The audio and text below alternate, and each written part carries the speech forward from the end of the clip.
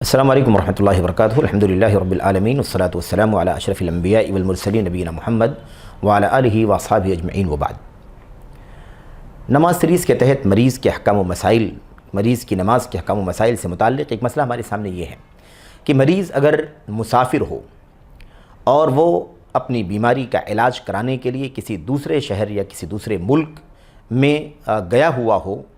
تو اب ظاہر ہے کہ وہ مریض بھی ہے اور مسافر بھی ہے، بیمار بھی ہے اور ساتھ ہی ساتھ وہ مسافر بھی ہے۔ ایسی صورت میں اس کے لیے جو احکام ہیں وہ یہ ہیں کہ اسے چاہیے کہ اگر وہ دوسرے شہر میں علاج معالجے کے لیے جا رہا ہے اور اس کی سفر کی جو مدت ہے، اس کی جو مسافت ہے وہ مسافر کی مسافت ہے اور جس کے بارے میں تذکرہ آگے آ رہا ہے، تو اسے چاہیے کہ اب وہ قصر کی جو رخصت اللہ کے نبی علیہ الصلوۃ والسلام نے دی ہے اس رخصت پر وہ عمل کرے۔ یعنی ایسی صورت میں چونکہ وہ مسافر بھی ہے تو ایسی صورت میں اسے 4 رکعتوں والی نمازیں قصر کر کے پڑھنی ہیں۔ وہ ظہر کی نماز کو، عصر کی نماز کو، اسی طرح سے عشاء کی نماز کو 4 رکعتوں کے بجائے 2 رکعتیں پڑھے گا، 2 رکعتیں، جب تک بھی وہ مسافر رہے گا، حالت سفر میں جب تک رہے گا تب تک وہ 4 رکعت والی نمازوں کو قصر کرے گا۔ اور ظاہر ہے کہ 4 رکعت والی نمازیں 3 ہیں، ظہر ہے، عصر ہے اور عشاء ہے۔ اس کے علاوہ مغرب کی نماز 3 ہے، اس میں کوئی قصر نہیں ہے۔ 2 رکعت جو فجر کی نماز ہے وہ آلریڈی قصر ہی ہے، یعنی 2 ہی رکعت ہیں، اس لیے اس میں بھی کوئی قصر نہیں ہے۔ اس لیے اسے یہ رخصت ہے کہ وہ قصر کر کے نمازیں پڑھے۔ اچھا، اب اس سلسلے میں قصر کے جو احکام، سفر کے جو احکام وغیرہ ہیں اس کی تفصیلات تو انشاءاللہ تبارک و تعالی آئندہ نماز سیریز سے متعلق جو اگلے موضوعات شروع ہوں گے اس کے ضمن میں اس سلسلے میں کچھ باتیں آپ کے سامنے پیش کی جائیں گی۔ یہاں پر اس کی تفصیلات کا تذکرہ کرنا نہیں ہے، البتہ یہ بات خاص طور پر ذہن میں رکھنی چاہیے کہ جس سفر میں قصر کی رخصت ہے، یعنی وہ سفر جو قصر کو جائز قرار دیتا ہے، یا مثال کے طور پر جس میں قصر کرنا مباح ہے، جائز ہے، اس کی مدت جو ہے وہ 1 دن 1 رات ہے۔ اس کی مدت جو ہے وہ 1 دن 1 رات ہے، یعنی 1 دن 1 رات کا سفر ہو تو ایسی صورت میں اسے قصر کرنے کی اجازت ہے۔ بہرحال 1 دن 1 رات، آج ہم اگر اس کو آج کل کے جو حمل و نقل کے وسائل ہیں، آمد و رفت کے جو وسائل ہیں، گاڑیاں ہیں مثال کے طور پر، اگر ان کے ذریعے سے اگر ہم اندازہ لگانا چاہیں تو ہم اسے کلومیٹر میں تحویل کر سکتے ہیں، اور کلومیٹر تقریباً 80 جانا آنا ملا کر کے، یعنی جس کو ہم پورا سفر کہتے ہیں، راؤنڈ ٹرپ، یعنی جانا آنا ملا کر کے اگر 80 کلومیٹر کا فاصلہ ہو تو ایسی صورت میں اس کا وہ سفر قصر کا سفر ہوگا اور اس سفر میں وہ قصر کر سکے گا۔ البتہ یہ قصر اس وقت تک کرتا رہے گا جب تک وہ 4 دن سے زیادہ کہیں پر اقامت نہ کرے۔ اگر 4 دن سے زیادہ کی اقامت کر رہا ہے تو ایسی صورت میں اسے نماز مکمل پڑھنی چاہیے۔ 4 دن یا اس سے کم کی اگر مدت ہے تو ایسی صورت میں اسے نماز قصر کر کے پڑھنے کی رخصت ہے۔ یہ بہرحال جو محققین کا جو قول ہے، جو ان کی رائے ہے، اور جو اس سلسلے میں علماء مملکت سعودی عرب جو کبار علماء بورڈ ہے ان کا جو موقف ہے وہ موقف ہے جو آپ کے سامنے یہاں پیش کیا جا رہا ہے۔ اب 4 رکعت والی نمازوں کو 2 رکعت کر کے پڑھے گا۔ 3 رکعت والی نماز مغرب میں کوئی قصر نہیں، فجر کی نماز 2 ہی رکعت ہے۔ البتہ میرے بھائیوں، نماز فجر کی جو 2 رکعت سنت ہے فرض نماز سے پہلے، وہ 2 رکعتیں اللہ کے نبی صلی اللہ علیہ وسلم اسے سفر میں بھی پڑھا کرتے تھے، جیسے حضر میں پڑھا کرتے تھے، اور اللہ کے نبی علیہ الصلوۃ والسلام نے فرمایا کہ یہ دونوں رکعتیں دنیا اور دنیا کی ساری نعمتوں سے زیادہ بھاری اور بہتر ہیں، تو اس کا اہتمام ہونا چاہیے۔ اللہ کے نبی علیہ الصلوۃ والسلام اس کا اہتمام کیا کرتے تھے۔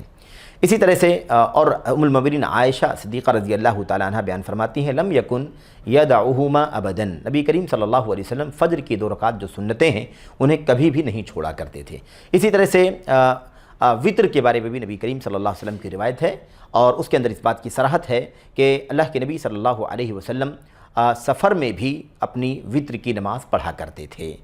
عبداللہ بن عمر رضی اللہ تعالیٰ عنہ سے روایت مروی ہے، کان النبی صلی اللہ علیہ وسلم یصلی فی السفر علی راحلتہ حیث توجہت بہ یومی ایماء صلاۃ اللیل الی الفرائض۔ نبی کریم صلی اللہ علیہ وسلم سفر میں اپنی سواری کے اوپر جس طرف بھی اس کا رخ ہوتا آپ اسی طرف اشارہ کرتے ہوئے رات کی نماز ادا کرتے، سوائے فرائض کے، یعنی فرض نمازیں تو آپ نہیں پڑھتے سواری کے اوپر، البتہ نفل نماز اللہ کے نبی علیہ الصلوۃ والسلام پڑھتے، اور اپنی سواری ہی پر آپ وطر کی نماز بھی پڑھتے۔ یہ ہے اللہ کے نبی صلی اللہ علیہ وسلم سے یہ روایتیں ایک سے زیادہ جگہوں پر ثابت ہیں۔ اس کے علاوہ رہی بات فرض نمازوں کے پہلے اور بعد کی جو سنتیں ہیں، جنہیں سنن الرواتب کے نام سے جانا جاتا ہے، سنن قبلیہ اور سنن بعدیہ جن کو کہا جاتا ہے، یہ جو رکعتیں ہیں تقریباً 12 رکعتیں، ان روایتوں کے بارے ان رکعتوں کے بارے میں، ان سنن رواتب کے بارے میں جو سنت ہے نبی کریم صلی اللہ علیہ وسلم کی، وہ یہ ہے کہ سفر میں اللہ کے نبی انہیں نہیں پڑھتے تھے۔ سفر میں ان 12 رکعتوں کو اللہ کے نبی صلی اللہ علیہ وسلم نہیں پڑھا کرتے تھے سوائے فجر کی 2 رکعت سنت کے۔ اس سلسلے میں حضرت عبداللہ بن عمر رضی اللہ تعالیٰ عنہ سے مروی ہے، وہ بیان کرتے ہیں صحبت رسول اللہ صلی اللہ علیہ وسلم فی السفر فلم یزد علی رکعتین حتی قبضہ اللہ۔ اللہ کے نبی علیہ السلام نے فرمایا، عبداللہ بن عمر رضی اللہ تعالیٰ عنہ نے فرمایا کہ میں نبی کریم صلی اللہ علیہ وسلم کے ساتھ سفر میں رہا، آپ صلی اللہ علیہ وسلم 2 رکعت سے زیادہ نہیں پڑھتے تھے حتی قبضہ اللہ، یہاں تک کہ اللہ تبارک و تعالیٰ نے آپ کو دنیا سے اٹھا لیا۔ یعنی عمر بھر، زندگی بھر اللہ کے نبی صلی اللہ علیہ وسلم نے سفر میں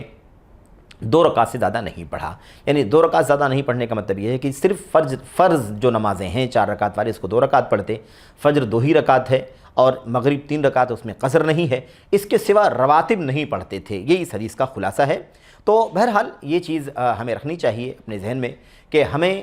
سفر کے اندر، سفر کے دوران صرف فرض نمازوں کو بھی قصر کر کے پڑھنا ہے، 4 رکعت والی نمازوں کو 2 رکعت،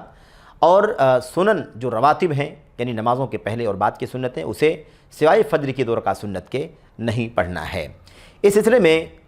ایک مسئلہ اور بھی خاص طور پر اہل علم ذکر کرتے ہیں، اور یہاں پر بھی ہمارے سامنے وہ مسئلہ موجود ہے، وہ یہ ہے کہ جو مطلق نوافل ہیں یعنی رواتب کے علاوہ جو مطلق نفل ہیں، وہ عمومی طور پر سفر حضر دونوں میں مشروع ہیں۔ مطلق طور پر سفر حضر دونوں میں مشروع ہے۔ مثال کے طور پر کوئی چاشت کی نماز پڑھنا چاہے، یا مثال کے طور پر قیام اللیل کی بات ہے، یا ایسے جو وضو کی 2 رکعت سنتیں ہیں، یہ جو نمازیں ہیں یہ عمومی طور پر مشروع ہیں۔ اگر کوئی پڑھتا ہے تو پڑھے، ورنہ نہیں پڑھتا ہے تو ظاہر ہے کہ ویسے بھی اس کے اوپر کوئی حرج نہیں ہے، لیکن اگر وہ پڑھنا چاہے تو پڑھ بھی سکتا ہے، اس میں کوئی حرج کی بات نہیں ہے۔ حضرت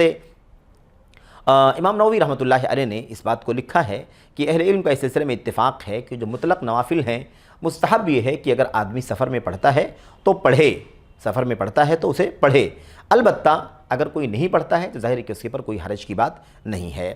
یہ میرے بھائیو اختصار کے ساتھ مسافر کے لیے، مریض کے لیے جو مسافر بھی ہو، ان چند احکام کا تذکرہ ہے جو حالت سفر میں اسے ضروری ہوتے ہیں۔ اللہ سے دعا کرتے ہیں کہ اللہ تبارک و تعالی ہمیں ان احکام پر، ان مسائل پر عمل کرنے کی توفیق عطا فرمائے۔ ظاہر ہے کہ آدمی جب مریض ہوتا ہے تو بسا اوقات علاج اور معالجے کے لیے یا کسی اور آپریشن یا کسی اور حاجت کے لیے، مثال کے طور پر اسے کسی دوسرے شہر کا، دوسرے ملک کا سفر بھی کرنا پڑ سکتا ہے، تو ایسی صورت میں یہ تعلیمات ہیں نبی کریم صلی اللہ علیہ وسلم کی، ہمیں اس پر عمل کرنی چاہیے۔ دعا ہے کہ اللہ تبارک و تعالی ہمیں سنت رسول صلی اللہ علیہ وسلم کے مطابق تمام تر نمازیں پڑھنے کی، ادا کرنے کی توفیق عطا فرمائے۔ آمین رب العالمین۔ السلام علیکم ورحمۃ اللہ وبرکاتہ۔